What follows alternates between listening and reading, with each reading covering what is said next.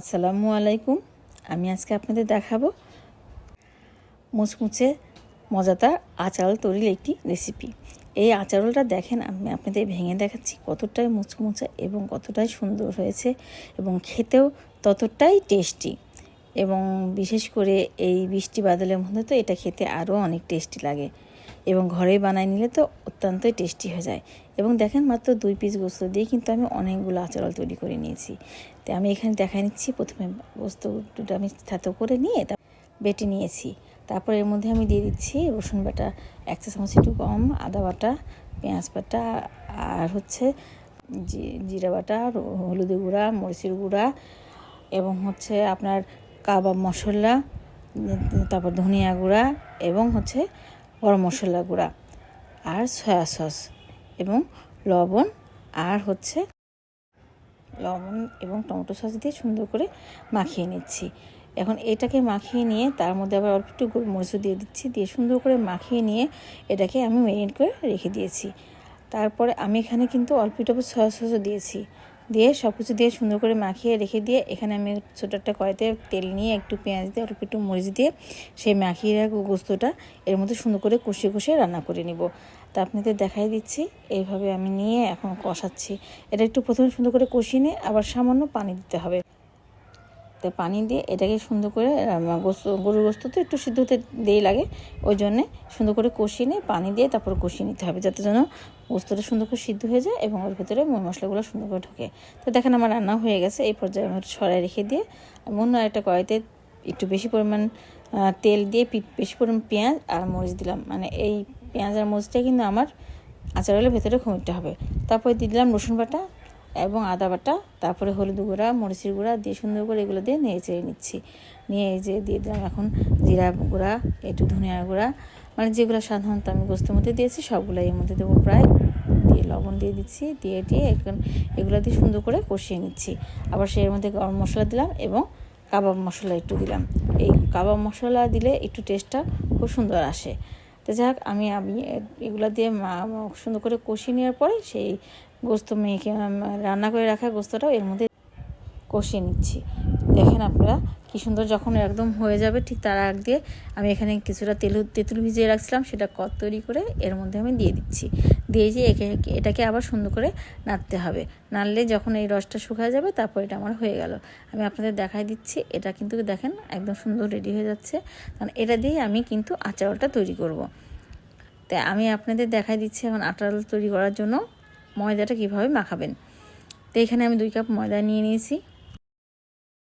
তার মধ্যে লবণ দিয়ে দিলাম পরিমাণ মতো, দিয়ে সুন্দর করে লবণটা মিলাই নিয়ে দিয়ে দিলাম এর মধ্যে তেল। আমরা যে সয়াবিন তেল হয় সেই সয়াবিন তেল 3 টেবিল চামচ দিয়ে সুন্দর করে এটাকে এই ময়দার মধ্যে আমি তেলটাকে মিলাই নেব। এমনভাবে মিলাবো যাতে যেন খুব প্রত্যেকটা ময়দায় সুন্দর করে তেলের সঙ্গে মিশে যায়, এবং দেখাচ্ছি মোট পাকায় আপনাদের কেমন করে হয়েছে। তারপরে এখন অল্প অল্প করে তেল দিয়ে এই আটাটাকে আমি এখন ডো তৈরি করব।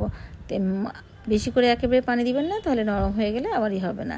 তো দেখেন, যখন আমার আটার ডোটা হয়ে গেল তখন ওটা ঢেকে সাইডে রেখে দিলাম। আর অন্য একটা বাটিতে আমি এখানে 3 টেবিল চামচ সয়াবিন তেল নিয়ে নিলাম। নিয়ে এর মধ্যে আমি 2 চা চামচ কর্নফ্লাওয়ার মিলাই দিচ্ছি, দিয়ে এটাকে সুন্দর করে মিলাই নিতে হবে। মানে যতক্ষণ না মিলে ততক্ষণ নাড়তে হবে, মানে কোনো লাপস থাকার দরকার নেই, এবং খুব তাড়াতাড়ি মিলে যাবে।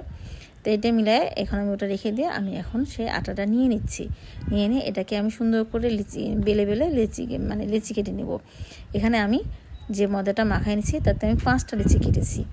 এই 5টা লিচি দিয়ে আমি সুন্দর করে প্রথমে রুটি যেরকম বানাই আমরা ঠিক সেরকম করে আমরা সাইজ করে রেখে দিয়ে তারপর আমরা রুটি বেলে নিব।